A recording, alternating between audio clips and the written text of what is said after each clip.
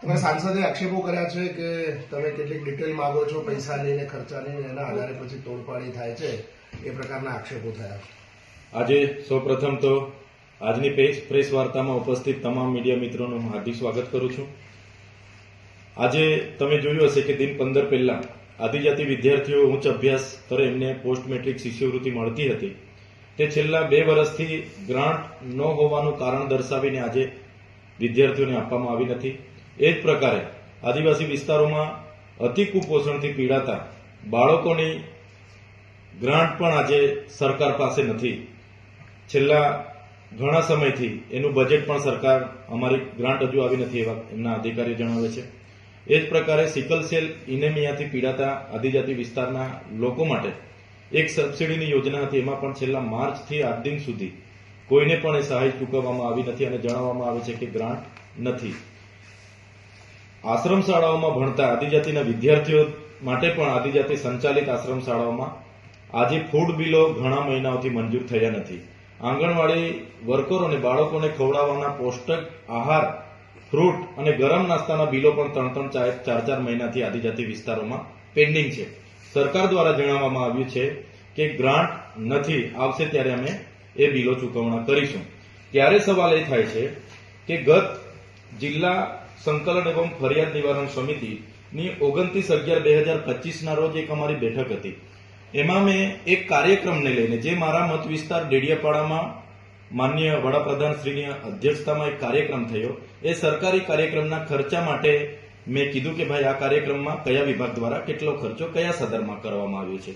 તો આદિજાતિ વિકાસ વિભાગના બજેટમાંથી એ કાર્યક્રમમાં તમે જોઈ શકો છો આ ખર્ચો 5,80,00,000 રૂપિયા છે, આ 5,09,00,000 રૂપિયા છે, સ્ટેજનો ખર્ચો 7,38,00,000 રૂપિયા છે.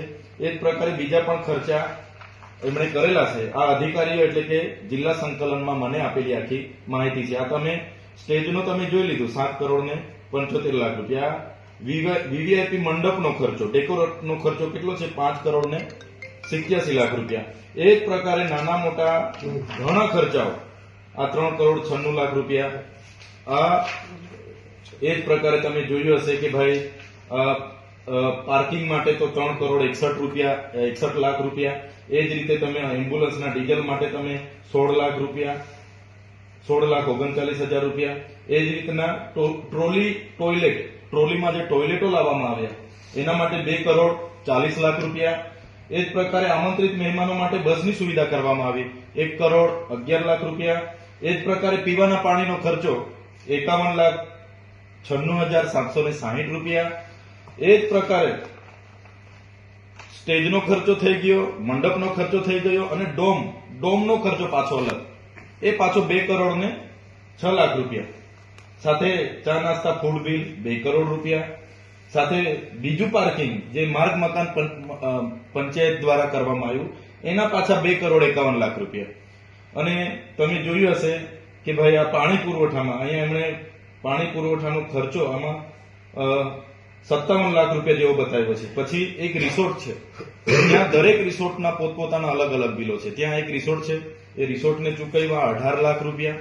એ જ પ્રકારે ડીજીવીસીએલના 1,16,00,000 રૂપિયા. એ જ પ્રકારે ત્યાં આમ જનતાને લાવવા માટે એસટી નિગમને 6 કરોડ રૂપિયા ચૂકવવામાં આવ્યા. એ જ પ્રકારની તમામ ચા કોફીના કરોડોમાં બિલ છે. એ જ પ્રકારે ફૂલ ગુચ્છાના કરોડોમાં બિલ છે. એ જ પ્રકારે ખાનગી વાહનોના ભાડું કરોડોમાં છે.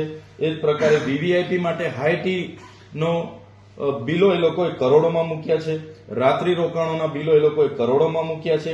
બેનર પોસ્ટરના બિલો એ લોકોએ કરોડોમાં મૂક્યા છે. ત્યારે સવાલ એ થાય છે કે શું ચાલી રહેલું છે? આ તો માત્ર એક કાર્યક્રમના કરોડો રૂપિયાના વાઉચરો એમણે ચૂકવણા કર્યા એની વાત કરું છું. એવા તો અમારે ત્યાં 5 કાર્યક્રમો હમણાં થઈ ગયા 2 મહિનામાં. એક વિકાસ પર્વ થયો, એમાં કરોડો રૂપિયાનું લાઇટિંગ આ લોકોએ 15 દિવસ કર્યું. એક પ્રકારે એક વિકાસ સપ્તાહનો કાર્યક્રમ થયો, એમાં કરોડો રૂપિયાના આ જ પ્રકારના મંડપો, સ્ટેજો, જમવાના, નાસ્તાના, પાણીના, ફૂલ ગુસ્સેના, વાહનોના આ લોકોએ બિલો આદિજાતિ બજેટમાંથી મૂક્યા છે. એ જ પ્રકારે એકતા યાત્રા અમારા વિસ્તારોમાં સમાંતર 14 જિલ્લામાં કાઢી, એમાં આ જ પ્રકારના બિલો બધા છે. એ જ પ્રકારે હમણાં માર્ચ યુનિટી કાઢી, એમાં પણ આ જ પ્રકારના 40-50 કરોડના એક કાર્યક્રમોમાં 14 જિલ્લામાં ખર્ચાઓ કરવામાં આવ્યા છે. તો જે બજેટ આદિજાતિઓના વિકાસ અને ઉત્થાન માટે ગુજરાત સરકાર અને કેન્દ્ર સરકારમાંથી ફળવાય છે, એ બજેટ આદિજાતિ લોકોને મળતું નથી અને એ બજેટ આ સરકારી કાર્યક્રમોના તાઇફાઓમાં વપરાય છે. સરકારી કાર્યક્રમોનો અમને કોઈ વિરોધ નથી. સારા સરકારી કાર્યક્રમોમાં અમે પણ હાજર રહીએ છીએ. પણ જે પ્રકારે ભાજપના નેતાઓ, એમની એજન્સીઓ અને અધિકારીઓ જે પાણીના, ચાના, જમવાના, વાહન વ્યવહારના જે કરોડો રૂપિયા, સ્ટેજના 5 કરોડ અલગ, ડ્રોવના 2 કરોડ અલગ અને પછી મંડપના 7 કરોડ અલગ, એ પ્રકારના જે બિલો મૂકે છે, એમાં તો એવા મંડપ, એવા સ્ટેજ, એવા ડોમ 2-2, 3-3 સેટ આવી જાય. તો આ જે ભ્રષ્ટાચાર થયો છે એની સામે અમે જિલ્લા સંકલનમાં માહિતી માંગી અને કલેક્ટર સાહેબે એની વિગતે માહિતી હજુ અમને આપી નથી અને અઠવાડિયામાં આપીશું એવું જણાવ્યું છે.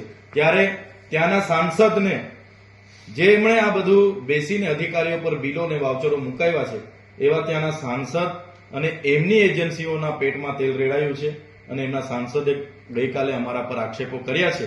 નામ અમારા લેવાની એમને હિંમત નથી અને અમે તો કહીએ છીએ, અમે જાહેર જીવનમાં જવાબદાર પાર્ટીના ધારાસભ્ય છે.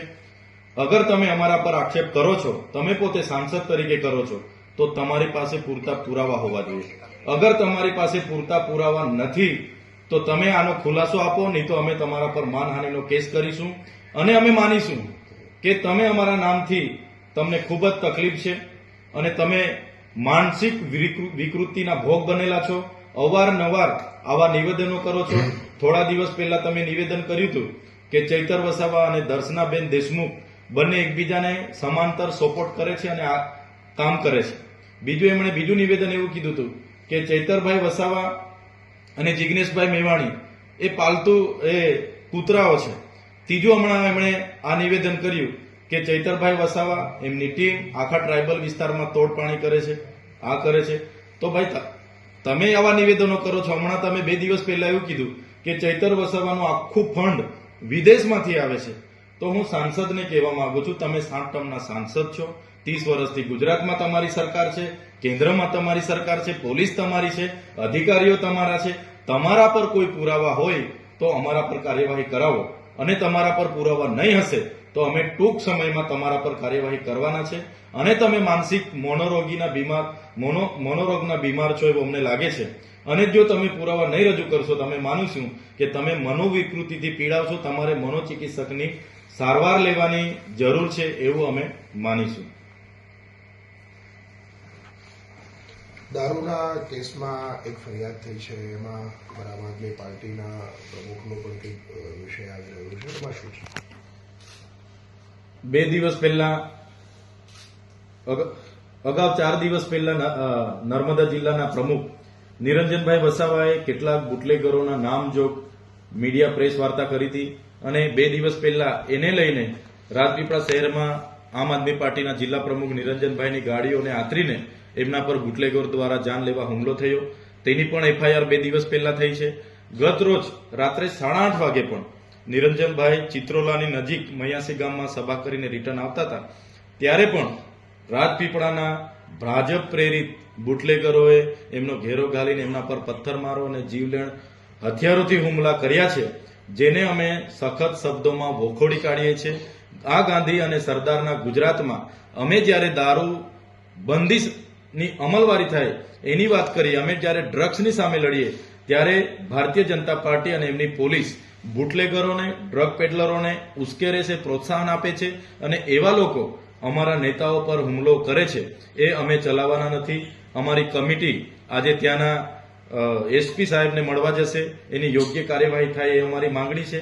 અગર કાર્યવાહી નહીં થશે તો આવનારા દિવસોમાં નર્મદા જિલ્લામાં અમારો બુટલેગરો અને ડ્રગ પેડલરો વિરુદ્ધમાં મોટી અમે કાર્યવાહી કરવાના છે. કોઈ નિરંજનભાઈ વસાવા પર આક્ષેપ કરે કે ચૈતર વસાવા પર આક્ષેપ કરે કે અમારી સાથેના લોકો 2 નંબરના ધંધા સાથે જોડાયેલા છે, તો એવા નેતાઓને અમે કહેવા માંગીએ છીએ, ગુજરાતમાં તમારી સરકાર છે, તમારી પોલીસ છે અને કોઈ પણ અમારી સાથે દેખાતા લોકો તમને આવી પ્રવૃત્તિ સાથે જોડાયેલા મળશે, તમે એમના પર કાર્યવાહી કરો, એમને પાસા કરાવો, તડીપાર કરાવો, ત્યાં સુધીનો અમારો સહકાર રહેશે. ચૈતર વસાવા આમ આદમી પાર્ટી દારૂ અને ડ્રગ્સ મુદ્દે સડકથી લઈને સદન સુધી લડવાની છે અને અમે ક્યાંય પેડલરો કે બુટલેગરો સાથે થી અમે ડરવાના નથી. અમારી લડાઈ ચાલુ રહેવાની છે.